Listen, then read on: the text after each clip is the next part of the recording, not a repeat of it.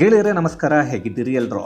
ಗೆಳೆಯರೇ, Israel Iran ಮೇಲೆ ಇನ್ನಿಲ್ಲದ ಹಾಗೆ ದಾಳಿಯನ್ನು ರಣಭೀಕರವಾಗಿ ಮಾಡ್ತಾ ಇದೆ. ಇರಾನ್ ಕೂಡ ಪ್ರತಿ ದಾಳಿಯನ್ನು ಮಾಡ್ತಾ ಇದೆ. ಇರಾನ್ ರಾತ್ರಿ ಮಾಡಿದ ದಾಳಿಯಲ್ಲಿ ಮಸೂದ್ನ ಗುಪ್ತಚರ ಇಲಾಖೆಯನ್ನು ಸುಟ್ಟು ಹಾಕಿದ್ದೀವಿ ಅನ್ನೋದನ್ನು ಹೇಳಿಕೊಳ್ತಾ ಇದೆ. ಇನ್ನು ಇಸ್ರೇಲ್ ಕೂಡ ಎಲ್ಲ ಸೇನಾಧಿಕಾರಿಗಳನ್ನೇ ಟಾರ್ಗೆಟ್ ಮಾಡಿ ಹೊಡೆದು ಹಾಕ್ತಾ ಇದೆ. ಇದೆಲ್ಲದರ ಮಧ್ಯೆ ಬೆಂಜಮಿನ್ ನೆತನ್ಯಾಹು ಹೇಳಿದ್ದ ಅದೊಂದು ಮಾತು ಮಾತ್ರ ಪಾಕಿಗಳ ಚಡ್ಡಿಯಲ್ಲಿ ಒದ್ದೆ ಮಾಡಿಕೊಳ್ಳೋ ಹಾಗೆ ಮಾಡ್ತಾ ಇದೆ. ಅದರಲ್ಲೂ ಪಾಕಿಸ್ತಾನದ ಸಂಸತ್ತೊಳಗೆ ಈ ವಿಷಯ ಬೆಂಕಿಯನ್ನ ಹಚ್ಚಿದೆ. ಇನ್ನು ಪಾಕಿಸ್ತಾನದ ಮಾಧ್ಯಮಗಳು ಈಗ ಎದ್ದು ಬಿದ್ದು ಅನ್ನೋ ತರ ಆಡ್ತಾ ಇವೆ. ಹಾಗಾದ್ರೆ ಪಾಕಿಸ್ತಾನ ನಮ್ಮ ಟಾರ್ಗೆಟ್ ಅನ್ನೋದನ್ನ ನೆತನ್ಯಾಹು ಹೇಳಿದ್ದಾದ್ರೂ ಯಾಕೆ? ಅವರ ಟಾರ್ಗೆಟ್ ಪಾಕಿಸ್ತಾನನ, ಇಲ್ಲ ಅಂದ್ರೆ ಎಲ್ಲ ಇಸ್ಲಾಮಿಕ್ ದೇಶಗಳಿಗೆ ಆಯುಧಗಳನ್ನು ಕೊಡ್ತಾ ಇರೋ ಚೀನಾನ ಅನ್ನೋ ಅನುಮಾನಗಳು ಹುಟ್ಟಿಕೊಳ್ತಾ ಇವೆ. ಆದರೆ ಪಾಕಿಸ್ತಾನದ ಮೇಲೆ ದಾಳಿಯನ್ನ ಮಾಡಿದ್ರೆ ಅದು ಹೇಗೆ ಚೀನಾದ ಮೇಲೆ ದಾಳಿಯನ್ನ ಮಾಡಿದ ಹಾಗೆ ಆಗತ್ತೆ? ಆ ರೀತಿ ಆದರೆ ಚೀನಾ ಯಾಕೆ ಇಸ್ರೇಲನ್ನು ಎದುರಾಕೊಂಡು ಯುದ್ಧಕ್ಕೆ ಇಳಿಯುತ್ತೆ? ನಿಜವಾಗ್ಲೂ ಚೀನಾ ಇಸ್ರೇಲ್ ವಿರುದ್ಧ ಯುದ್ಧವನ್ನ ಮಾಡುತ್ತಾ ಅನ್ನೋದನ್ನ ಸ್ವಲ್ಪ ಈ ವಿಡಿಯೋದಲ್ಲಿ ನೋಡ್ಕೊಂಡು ಬರೋಣ ಬನ್ನಿ. ಗೆಳೆಯರೇ, ಇಸ್ರೇಲ್ ಇರಾನ್ ಯುದ್ಧ ನಡೀತಾ ಇದೆ. ಇಲ್ಲಿ ಇಸ್ರೇಲ್ ದಾಳಿಗೆ ಇರಾನ್ ಒಳಗೆ 1,500ಕ್ಕಿಂತ ಹೆಚ್ಚು ಜನರು ಸಾವನ್ನಪ್ಪಿದ್ದಾರೆ. ಇನ್ನು ಇರಾನ್ ದಾಳಿಗೆ ಇಸ್ರೇಲಲ್ಲಿ 28 ಜನರು ಸಾವು ಕೂಡ ಆಗಿದೆ. ಇಸ್ರೇಲ್ ಇರಾನಿನ ಸೇನಾಧಿಕಾರಿಗಳನ್ನೇ ಟಾರ್ಗೆಟ್ ಮಾಡಿ ಹೊಡೆದು ಹಾಕ್ತಾ ಇರೋದನ್ನ ನೋಡ್ತಾ ಇದ್ರೆ ಅವರ ಟಾರ್ಗೆಟ್ ಖಮೇನಿ ಅನ್ನೋದು ಸ್ಪಷ್ಟವಾಗಿದೆ. ಆದರೂ ಇಲ್ಲೂ ಅಮೆರಿಕ ಖೊಮೇನಿಯನ್ನು ಹೊಡಿಬೇಡಿ ಅನ್ನೋದನ್ನ ಹೇಳ್ತಾ ಇದೆ. ಜೀವದ ಮೇಲೆ ಆಸೆ ಇರೋರು ಟೆಹರಾನ್ ಬಿಟ್ಟು ಹೊರಡಿ, ಅದು ಸೇಫ್ ಅಲ್ಲ, ಟೆಹರಾನ್ ಪೂರ್ತಿಯಾಗಿ ನಾಶ ಮಾಡ್ತೀವಿ ಅನ್ನೋದನ್ನ ಇಸ್ರೇಲ್ ಹೇಳಿತ್ತು. ಇದರಿಂದ ಟೆಹರಾನ್ ಅನ್ನ ಬಹುತೇಕರು ಖಾಲಿ ಮಾಡಿಕೊಂಡು ಹೋಗ್ತಾ ಇದ್ದಾರೆ. ಇರಾನ್ ಕೂಡ ರಾತ್ರಿ ಇಸ್ರೇಲ್ನಲ್ಲಿರೋ ಮೊಸಾದ್ ಕಚೇರಿಯನ್ನ ಧ್ವಂಸಗೊಳಿಸಿದೆ ಅನ್ನೋದನ್ನ ಹೇಳಲಾಗ್ತಾ ಇದೆ. ಆದರೂ ಇದನ್ನ ಇಸ್ರೇಲ್ ಇನ್ನೂ ಖಚಿತಗೊಳಿಸಿಲ್ಲ. ಇದೆಲ್ಲದರ ಮಧ್ಯೆ ಪಾಕಿಸ್ತಾನದಲ್ಲಿ ಬೆಂಕಿ ಹೊತ್ತಿ ಉರಿತಾ ಇದೆ. ಅದು ಕೂಡ ಇಸ್ರೇಲ್ ಪ್ರಧಾನಿ ಬೆಂಜಮಿನ್ ನೆತನ್ಯಾಹು ಕೊಟ್ಟಿದ್ದ ಅದೊಂದು ಹೇಳಿಕೆ. ಅದೇ ನಮ್ಮ ಮುಂದಿನ ಟಾರ್ಗೆಟ್ ಪಾಕಿಸ್ತಾನ ಅನ್ನೋದು. ಇದಕ್ಕೆಲ್ಲ ಕಾರಣ ಮಾತ್ರ ಇರಾನ್ ನಮ್ಮ ಮೇಲೆ ಇಸ್ರೇಲ್ ಇದೇ ರೀತಿ ದಾಳಿಯನ್ನ ಮಾಡ್ತಾ ಇದ್ರೆ ನಮ್ಮ ಮಿತ್ರ ಪಾಕಿಸ್ತಾನ ಇಸ್ರೇಲ್ ಮೇಲೆ ಅಣುಬಾಂಬನ್ನು ಹಾಕುತ್ತೆ ಅನ್ನೋದನ್ನ ಹೇಳಿದ್ರು. ಈ ಮಾತನ್ನ ಕೇಳಿದ ಇಸ್ರೇಲ್ ನಮ್ಮ ಮುಂದಿನ ಟಾರ್ಗೆಟ್ ಪಾಕಿಸ್ತಾನ ಅನ್ನೋದನ್ನ ಹೇಳ್ಕೊಂಡಿತ್ತು.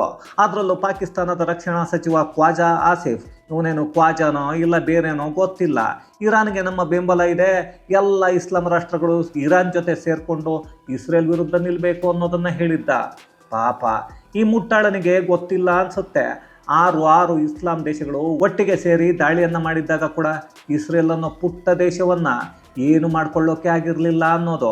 ಈಗ ಬೆಂಜಮಿನ್ ನೆತನ್ಯಾಹು ಕೊಟ್ಟಿರುವ ಆ ಒಂದು ಹೇಳಿಕೆ ಪಾಕಿಗಳ ಚಡ್ಡಿಯನ್ನ ಒಳಗೆ ಒದ್ದೆಯನ್ನ ಮಾಡ್ತಾ ಇದೆ. ಆದರೂ ಇಸ್ರೇಲ್ಗೆ ಯಾವುದೇ ಮುಸ್ಲಿಂ ದೇಶ ಪರಮಾಣು ದೇಶ ಆಗಿರೋದು ಇಡೀ ವಿಶ್ವಕ್ಕೆ ಬೆದರಿಕೆ ಅನ್ನೋದನ್ನು ನಂಬುತ್ತೆ. ಜೊತೆಗೆ ಇಸ್ರೇಲ್ಗೆ ಯಾವುದೇ ದೇಶ ಬೆದರಿಕೆ ಅಂದರೆ ಥ್ರೆಟ್ ಅನ್ನಿಸಿದ್ರೆ ಅಂತಹ ದೇಶಗಳ ಮೇಲೆ ದಾಳಿಯನ್ನ ಮಾಡೋದು, ಅಲ್ಲಿ ಎಲ್ಲವನ್ನ ನಾಶ ಮಾಡೋದು ಅನ್ನೋದು ಆ ದೇಶದ ಪಾಲಿಸಿ. ಹಾಗಾಗಿ ಪಾಕಿಸ್ತಾನವನ್ನು ಬಿಡಲ್ಲ ಅನ್ನೋದನ್ನ ಹೇಳ್ತಾ ಇದೆ. ಆದರೆ ಪಾಕಿಸ್ತಾನವನ್ನು ಟಾರ್ಗೆಟ್ ಮಾಡ್ತಾ ಇರೋದು ಚೀನಾವನ್ನು ಹೊಡೆಯೋ ಉದ್ದೇಶ ಇಟ್ಕೊಂಡು ಅನ್ನೋದನ್ನ ಒಂದಷ್ಟು ಜನರು ಈಗಾಗಲೇ ಹೇಳ್ತಾ ಇದ್ದಾರೆ. ಅದಕ್ಕೆ ಕಾರಣ ಅಂದರೆ ಈ ಪಾಕಿಸ್ತಾನಕ್ಕೆ ಆಗಲಿ ಇರಾನ್ಗೆ ಆಗಲಿ ಬೇರೆ ಇಸ್ಲಾಮಿಕ್ ರಾಷ್ಟ್ರಗಳಿಗೆ ಆಗಲಿ ಶಸ್ತ್ರಾಸ್ತ್ರಗಳನ್ನು ಕೊಡೋದು ಇದೇ ಚೀನಾ. ಭಾರತ ಆಪರೇಷನ್ ಸಿಂಧೂರ್ ಮಾಡಿದಾಗ ಕೂಡ ಪಾಕಿಸ್ತಾನಕ್ಕೆ ಶಸ್ತ್ರಾಸ್ತ್ರಗಳನ್ನು ಕೊಟ್ಟಿದ್ದು ಇದೇ ಚೀನಾ ಮತ್ತು ಟರ್ಕಿ. ಇರಾನ್ಗೆ ಕೂಡ ಸುಮಾರು 600 ಮಿಸೈಲ್ಗಳನ್ನು ಚೀನಾ ಇಸ್ರೇಲ್ ದಾಳಿಗೂ 1 ದಿನ ಮೊದಲು ಇರಾನ್ಗೆ ಕೊಟ್ಟಿತ್ತು. ಜೊತೆಗೆ ಇರಾನ್ ಪರಮಾಣು ತಯಾರಿಕೆಗೆ ಬೇಕಾಗಿರೋ ಕೆಲವೊಂದು ಕಚ್ಚಾ ಪದಾರ್ಥಗಳನ್ನು ಇದೇ ಚೀನಾ ಕೊಡ್ತಾ ಇದೆ. ಆದರೆ ಚೀನಾವನ್ನು ನೇರವಾಗಿ ಟಾರ್ಗೆಟ್ ಮಾಡೋಕ್ಕೆ ಇಸ್ರೇಲಿಂದ ತುಂಬ ದೂರದಲ್ಲಿದೆ. ಜೊತೆಗೆ ಚೀನಾ ಮತ್ತು ಇಸ್ರೇಲ್ಗೆ ಯಾವುದೇ ಶತ್ರುತ್ವ ಕೂಡ ಇಲ್ಲ. ಹಾಗಾಗಿ ಪಾಕಿಸ್ತಾನದ ಮೇಲೆ ದಾಳಿಯನ್ನು ಮಾಡಿದರೆ, ಅಲ್ಲಿ ಚೀನಾದ ಹೂಡಿಕೆಗಳನ್ನು ಟಾರ್ಗೆಟ್ ಮಾಡಿದರೆ ಆಗ ಚೀನಾ ಯುದ್ಧ ಭೂಮಿಗೆ ಬರುತ್ತೆ. ಹಾಗೆ ಬಂದರೆ ಅವರನ್ನು ಹೊಡೆದು ಹಾಕಿದರೆ ಈ ಇಸ್ಲಾಮಿಕ್ ದೇಶಗಳಿಗೆ ಮತ್ತೊಮ್ಮೆ ಯಾವುದೇ ಶಸ್ತ್ರಾಸ್ತ್ರಗಳನ್ನು ಕೊಡಲ್ಲ ಅನ್ನೋದು ಇಸ್ರೇಲ್ನ ಯೋಚನೆ. ಇನ್ನು ಚೀನಾ ಬಹುತೇಕ 90% ಪೆಟ್ರೋಲಿಯಂ ಉತ್ಪನ್ನಗಳನ್ನು ಆಮದು ಮಾಡಿಕೊಳ್ಳೋದು ಇದೇ ಇರಾನ್ನಿಂದ. ಹಾಗಾಗಿ ಎಲ್ಲವನ್ನ ತಡೆಯೋದೇ ಇಸ್ರೇಲ್ನ ಪ್ಲಾನ್ ಅನ್ನೋದನ್ನು ಬಹಳಷ್ಟು ತಜ್ಞರು ಈಗಾಗಲೇ ಹೇಳ್ತಾ ಇದ್ದಾರೆ. ಆದರೆ ಪಾಪ ಭಿಕ್ಷೆ ಬೇಡ್ಕೊಂಡು ತಿಂತಾ ಇದ್ದ ಪಾಕಿಗಳಿಗೆ ಇದೆಲ್ಲ ಅರ್ಥ ಆಗೋದು ಕಷ್ಟ. ಅದರಲ್ಲೂ ಅಲ್ಲಿರೋ ಮಾಧ್ಯಮಗಳಿಗೂ ಇಸ್ಲಾಂ ಭೂತ ಸುತ್ತಕೊಂಡಿದೆ. ಹೀಗಿದ್ದಾಗ ಏನನ್ನ ಹೇಳಿದರೆ ತಾನೇ ಕೇಳ್ತಾರ್ರಿ. ಹೀಗಾಗಿ ಅಲ್ಲಿರೋ ಮಾಧ್ಯಮಗಳು ಕೂಡ ಇರಾನ್ ಮಾಡ್ತಾ ಇರೋದೇ ಸಾಧನೆ, ಅವರು 14 ಜನರನ್ನು ಹೊಡೆದಿದ್ದಾರೆ, ನೋಡಿ ಇಸ್ರೇಲ್ನ 14 ಯಹೂದಿಗಳು ಸತ್ತು ಹೋಗಿದ್ದಾರೆ ಅನ್ನೋದನ್ನ ಜೋರಾಗಿ ಹೇಳ್ತಾ ಇವೆ. ಆದರೆ 1,500 ಮಂದಿಯನ್ನ ಇಸ್ರೇಲ್ ಮುಗಿಸಿರೋದನ್ನ ಹೇಳೋದೇ ಇಲ್ಲ. ಅದರಲ್ಲೂ ಇಸ್ಲಾಮಿಕ್ ದೇಶಗಳೆಲ್ಲ ಒಂದಾಗಿ ಇರಾನ್ ಪರವಾಗಿ ನಿಂತು ಇಸ್ರೇಲ್ ಅನ್ನೋದನ್ನೇ ಇಲ್ಲದ ಹಾಗೆ ಮಾಡಿಬಿಡಬೇಕು, ಅಲ್ಲಿರೋದು ಕೇವಲ 90 ಲಕ್ಷ ಜನ ಅನ್ನೋದನ್ನು ಹೇಳ್ತಾ ಇದ್ರು. ಮೊನ್ನೆ ಅದ್ಯಾವಾಗ ಇರಾನ್ ಒಳಗೆ ಒಂದು ಮಾಧ್ಯಮದ ಆಫೀಸ್ ಮೇಲೆ ಇಸ್ರೇಲ್ ಬಾಂಬ್ ಹಾಕ್ತೋ, ಆಗ ಆಫೀಸಿಂದ ಎಲ್ಲರೂ ಯಾವಾಗ ಎದ್ನೋ ಬಿದ್ನೋ ಅಂತ ಓಡಿ ಹೋದ್ರೋ, ಆಗ ಪಾಕಿಸ್ತಾನದ ಮಾಧ್ಯಮಗಳಿಗೂ ಒಳಗೆ ಎಲ್ಲವೂ ಒದ್ದೆ ಆಗೋಕ್ಕೆ ಶುರು ಆಯಿತು. ಇದ್ದಕ್ಕಿದ್ದ ಹಾಗೆ ಪಾಕಿಸ್ತಾನದ ಸಂಸತ್ತಲ್ಲಿ ಸಭೆ ಶುರು ಆಯಿತು. ಆಗ ಅಲ್ಲಿನ ಮಂತ್ರಿಯೊಬ್ಬ, ಅಯ್ಯೋ ನಾವು ಇರಾನ್ಗೆ ಬೆಂಬಲವನ್ನು ಕೊಟ್ಟಿಲ್ಲ ಸ್ವಾಮಿ, ಇರಾನ್ಗೂ ನಮಗೂ ಸಂಬಂಧವೇ ಇಲ್ಲ, ನಾವು ನಮ್ಮ ಬಳಿ ಇರೋ ಅಣ್ವಸ್ತ್ರಗಳನ್ನು ಯಾರಿಗೂ ಕೊಡಲ್ಲ, ನಾವು ಯಾರಿಗೂ ಇನ್ನು ಮುಂದೆ ಅಣ್ವಸ್ತ್ರ ಇದೆ ನಾವು ಹಾಗೆ ಮಾಡ್ತೀವಿ ಹೀಗೆ ಮಾಡ್ತೀವಿ ಅನ್ನೋ ಬೆದರಿಕೆಯನ್ನು ಕೂಡ ಹಾಕಲ್ಲ, ಇರಾನ್ ಅನ್ನೋ ದೇಶವೇ ನಮಗೆ ಗೊತ್ತಿಲ್ಲ, ಅದು ಯಾವ ಮೂಲೆಯಲ್ಲಿದೆ ಅನ್ನೋ ಥರ ಮಾತಾಡ್ತಾ ಇದ್ದಾನೆ. ಅಲ್ಲಿಗೆ ಒಳಗೆ ಇರೋ ಚಡ್ಡಿ ಒದ್ದೆಯಾಗಿದೆ ಅನ್ನೋದು ಎಂತಹ ಮುಟ್ಟಾಳನಿಗಾದ್ರೂ ಗೊತ್ತಾಗುತ್ತೆ ರೀ. ಕೇವಲ ಇಷ್ಟನ್ನು ಹೇಳಿದರೆ ಆಯಿತು ಬಿಡಪ್ಪ, ಪರಮಾಣು ಶಕ್ತಿಯನ್ನು ಕೊಡೋ ಹಾಗಿಲ್ಲ, ಅದಕ್ಕೆ ಏನೋ ಹೇಳ್ಕೊಂಡಿದ್ದಾರೆ ಅಂದ್ಕೊಳ್ಬಹುದಾಗಿತ್ತು. ಆದರೆ ಇದರ ಜೊತೆಗೆ ಪಾಕಿಸ್ತಾನದ ಮಾಧ್ಯಮಗಳು ಇರಾನ್ ಪರವಾಗಿ ಯಾವುದೇ ವಿಚಾರಗಳನ್ನು ಬಿತ್ತರಿಸಬಾರದು, ಇರಾನ್ ಪರವಾಗಿ ಮಾತಾಡಬಾರದು ಅನ್ನೋ ಆದೇಶವನ್ನು ಪಾಕಿಸ್ತಾನ ಸರ್ಕಾರ ಈಗ ಮಾಡಿದೆ. ಅಲ್ಲ ರೀ, ಕೇವಲ ಅಲ್ಲಿ ಮಾಡಿರೋ ಒಂದು ದಾಳಿಗೆ ಇಷ್ಟೊಂದು ಭಯನ? ಇಷ್ಟೊಂದು ಭಯ ಇಟ್ಕೊಂಡು ಈ ಬಡ್ಡಿ ಮಕ್ಕಳು ಇಸ್ಲಾಂ ಅನ್ನೋದನ್ನು ಹೇಳ್ಕೊಂಡು ನಾಟಕ ಮಾಡಿಕೊಂಡು ಇದ್ರ? ಅಯ್ಯೋ, ಇವರ ಮುಖಕ್ಕಿಷ್ಟು ಬೆಂಕಿ ಹಾಕ. ದೊಡ್ಡ ಗಂಡಸರ ಹಾಗೆ ಮಾತಾಡ್ತಾ ಇದ್ದವರು ಈಗ ಬುಲ್ಲಿಗಳ ಹಾಗೆ ಬುರ್ಕಾ ಹಾಕೊಂಡು ಓಡಾಡೋ ಯೋಚನೆ ಮಾಡ್ತಾ ಇದ್ದಾರೆ. ಆದರೂ ಪಾಕಿಸ್ತಾನದ ಸೋಷಿಯಲ್ ಮೀಡಿಯಾದವರು ಮಾತ್ರ ಒಂದಷ್ಟು ಜನರು ಗಂಡಸರಾಗಿಬಿಟ್ಟಿದ್ದಾರೆ. ಅವರು ಪಾಕಿಸ್ತಾನವನ್ನೇ ಪ್ರಶ್ನೆ ಮಾಡ್ತಾ ಇದ್ದಾರೆ. ಪಾಕಿಸ್ತಾನದ ಮಂತ್ರಿಗಳೇ, ನಾವು ಇರಾನ್ ಪರ ಅಂತೀರಿ, ಇರಾನ್ ಜೊತೆಗೆ 57 ಇಸ್ಲಾಮಿಕ್ ರಾಷ್ಟ್ರಗಳು ಒಂದಾಗಬೇಕು ಅಂತೀರಾ, ಭಾರತ ಪಾಕಿಸ್ತಾನದ ಮೇಲೆ ಆಪರೇಷನ್ ಸಿಂಧೂರ್ ಮಾಡಿದಾಗ ನಾವು ಪಾಕಿಸ್ತಾನದ ಪರ ಅನ್ನೋದನ್ನೇ ಇರಾನ್ ಆಗಲಿ ಕೆಲವೊಂದು ರಾಷ್ಟ್ರಗಳು ಹೇಳಲೇ ಇಲ್ಲ.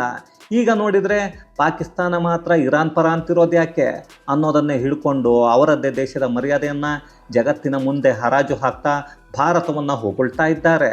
ಆದರೂ ಇಸ್ರೇಲ್ ಚೀನಾವನ್ನು ಸದೆಬಡಿಯೋ ಈ ಪ್ಲ್ಯಾನನ್ನು ಮಾಡಿಕೊಂಡು ಪಾಕಿಸ್ತಾನವನ್ನು ಟಾರ್ಗೆಟ್ ಮಾಡಿಕೊಂಡಿದೆ.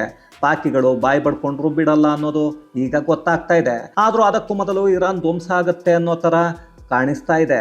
ಯಾಕಂದರೆ ಈಗಾಗಲೇ ಇರಾನಿನ ಎಲ್ಲ ವಾಯುನೆಲೆ ಸೇನಾ ನೆಲೆಗಳನ್ನು ಇಸ್ರೇಲ್ ಟಾರ್ಗೆಟ್ ಮಾಡಿ ಧ್ವಂಸ ಮಾಡ್ತಾ ಇದೆ. ಹೀಗಿದ್ದಾಗ ಮುಂದೆ ಯಾವ ರೀತಿ ಇರಾನ್ ದಾಳಿಯನ್ನು ಮಾಡುತ್ತೆ ಅನ್ನೋದು ಗೊತ್ತಿಲ್ಲ.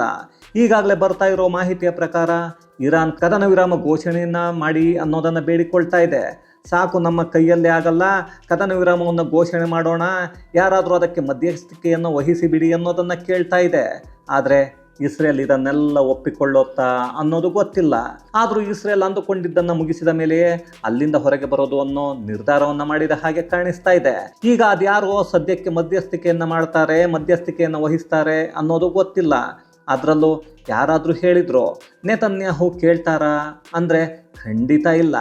ಅವರು ಮೊದಲೇ ಹೇಳಿದ್ದಾರೆ, ಈ ಯುದ್ಧವನ್ನು ತಡೆಯೋಕೆ ಮೋದಿಯನ್ನು ಬಿಟ್ಟು ಜಗತ್ತಿನಲ್ಲಿ ಯಾರಿಗೂ ಆಗಲ್ಲ ಅಂತ. ಹೀಗಿದ್ದಾಗ ಟ್ರಂಪ್ ಹೇಳಿದ್ರು ಅದು ನಿಲ್ಲಲ್ಲ. ಆದರೂ ಇಸ್ರೇಲ್ ಹಿಂದೆ ಇರೋದು ಅಮೇರಿಕ ಅನ್ನೋದು ಪ್ರತಿಯೊಬ್ಬರಿಗೂ ಗೊತ್ತಿರೋ ಸತ್ಯ. ಅಂಥದ್ರಲ್ಲಿ ಅವರು ತಾನೇ ಯಾಕೆ ನಿಲ್ಲಿಸ್ತಾರೆ? ಆದರೂ ಕೇವಲ 90 ಲಕ್ಷ ಜನಸಂಖ್ಯೆ ಇರೋ ಒಂದು ರಾಷ್ಟ್ರ 57 ಇಸ್ಲಾಮಿಕ್ ರಾಷ್ಟ್ರಗಳನ್ನು ಹದ್ದುಬಸ್ತಲ್ಲಿ ಇಟ್ಕೊಳ್ಳುತ್ತೆ ಅನ್ನೋದಾದರೆ ಅದರ ತಾಕತ್ತು, ಅವರ ಮನಸ್ಥಿತಿ, ಅವರ ದೃಢವಾದ ನಿರ್ಧಾರ ಹೇಗಿದೆ ಅನ್ನೋದನ್ನು ಯೋಚನೆ ಮಾಡಿ ಗೆಳೆಯರೆ. ಇಡೀ ವಿಶ್ವದ ಯಾವುದೇ ರಾಷ್ಟ್ರದಲ್ಲಿರೋ ಯಾವುದೇ ಯಹೂದಿಗಳನ್ನು ಕೇಳಿದ್ರು ನಾನು ಮೊದಲು ಯಹೂದಿ, ಆಮೇಲೆ ನಾನು ಇಂತಹ ರಾಷ್ಟ್ರ ಅನ್ನೋದನ್ನು ಹೇಳಿಕೊಳ್ತಾರೆ.